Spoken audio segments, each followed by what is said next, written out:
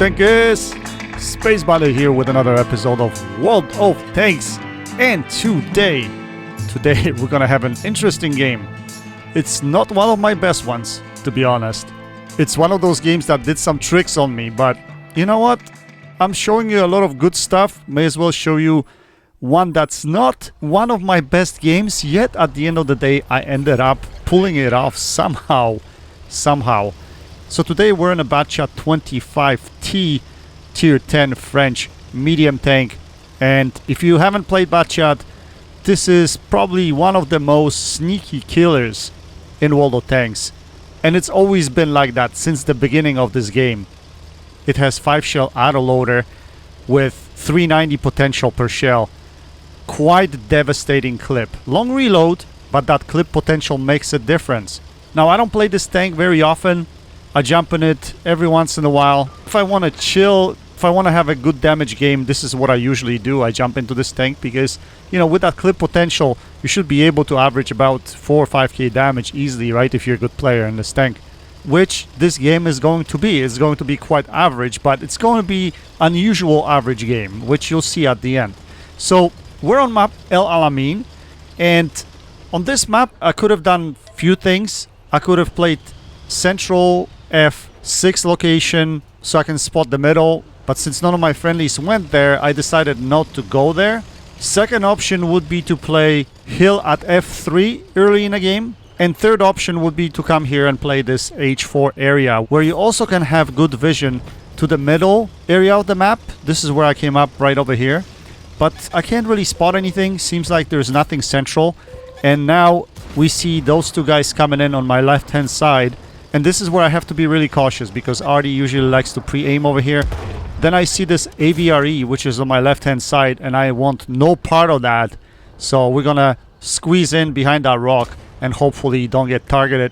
We want to try to lose our sixth sense over here and reconsider what we do next, because these guys got way too close to me, so there's no way I can play out of this position anymore. I have to run away. I can't stay here anymore. The question is, where do I run away? I could probably do middle, because right now there's no one there, and maybe we can see what's happening in the middle of the map. But in the meantime, I thought, okay, why don't I just climb up here first and see maybe I can get some sneaky shots into these guys that are creeping up the H3 ridgeline over there. But then I thought, you know what, it's dangerous too, because I could easily get spotted here and shafted. So why don't I just go back into the middle? So that's what I was thinking here.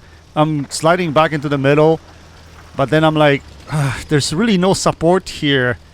If I get spotted and shot from every angle, it could be troublesome. So I'm like, you know what? Fuck this shit. I'm gonna go back and defend the base. And to be honest, this probably wasn't the best decision I could have made. I probably should have played it out of central position early, run away if I had to, and then maybe help out the guys on the E line. That's what I probably should have been doing, like E7, E8, E9, that area over there. But I'm gonna camp like a beach right now. That's exactly what I'm gonna do. I'm gonna sit here and camp. And I think some of the players on my team got impatient with me for this play.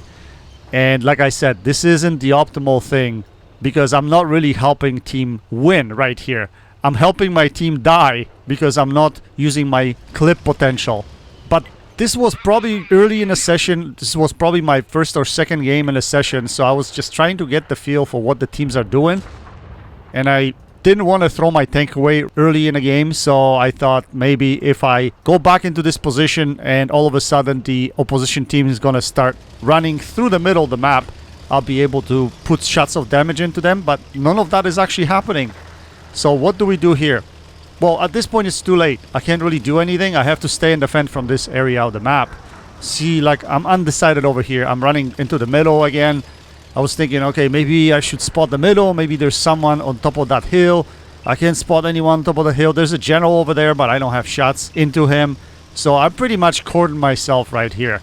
And that's bad play, guys. Don't ever do this. If you decide to go for a flank, go for that flank and try to win that flank.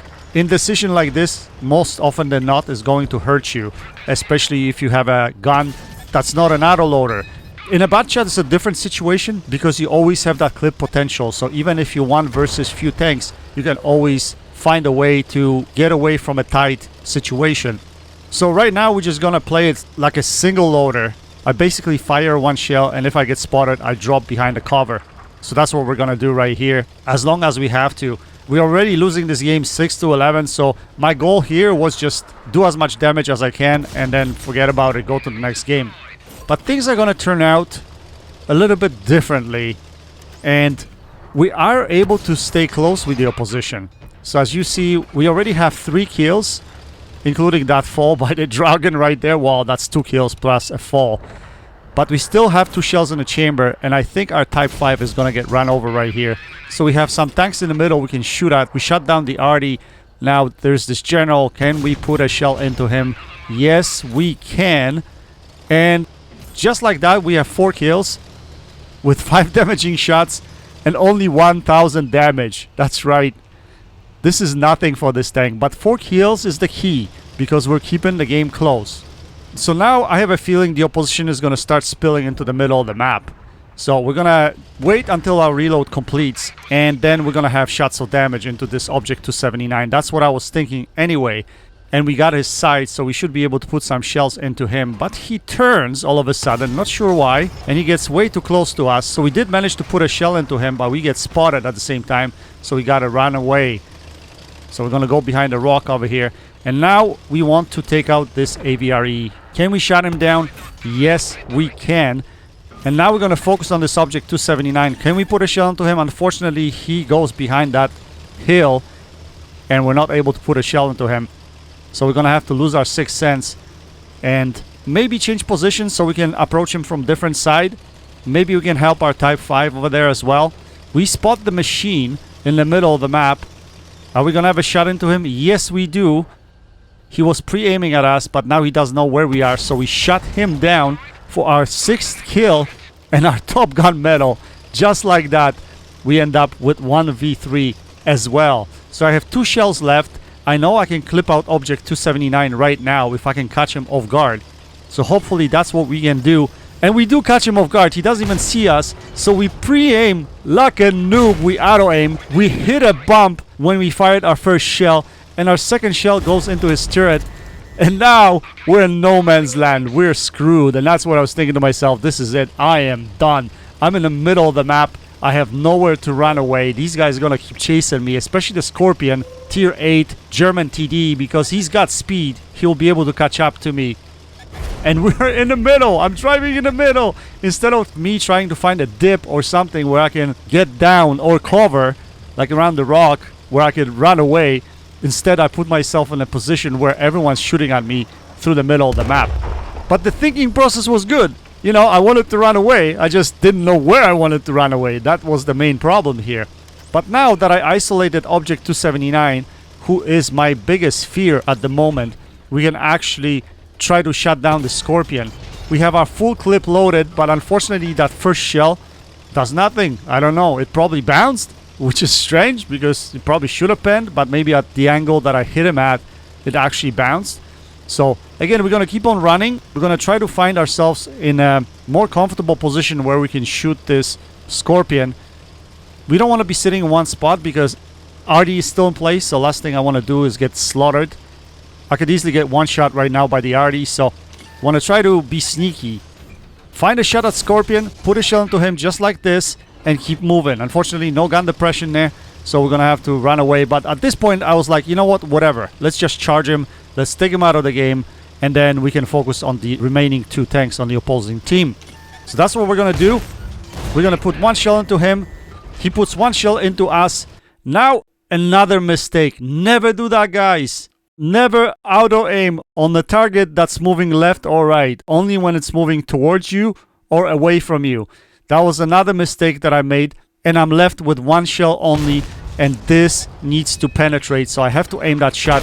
Not only that, but I had to roll high enough in order to take him out of the game. Luckily, I did roll high enough, and we're able to shut him down, and now we're going to get away from this position. Turning left and right so that Artie cannot hit us. Okay. Whew. Now that we got rid of Scorpion, we have no speed threat on the opposing team. No tanks should be able to catch up to me. RD is slow, and object 279 is slow as well.